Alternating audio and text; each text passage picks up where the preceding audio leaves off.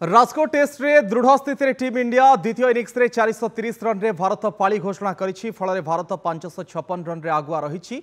एवं इंग्लैंड आगे रही 557 रन विजय लक्ष्य। द्वितीय टेस्ट द्वितीय इनिंग्स रे धुआंधार बैटिंग सहित द्विशतक हासिल करिसेंती यशस्वी जायसवाल। 231 बॉल रे 14टी चौका और 10टी छक्का बल रे डबल सेंचुरी करिसेंती जायसवाल।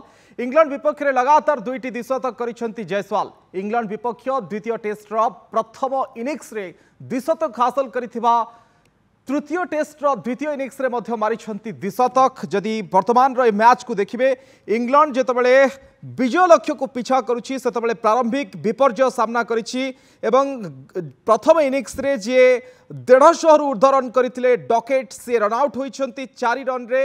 एवं इंग्लैंड वर्तमान समय तार द्वितीय इनिंग्स रे 2टी विकेट हरै सारिछि एवं भारत पक्षरु द्वितीय इनिंग्स रे जबरदस्त पारी खेलिछंती 214 रन रो अपराजित पारी खेलिछंती यशस्वी जायसवाल। एथि सहित शुभमन गिल शतक रु वंचित होइछंती रन आउट होइकी। एथि सहित सरफराज खान पुणी थरे क्यारियर द्वितीय इनिंग्स रे पुणी अर्धशतक अर्जिछंती।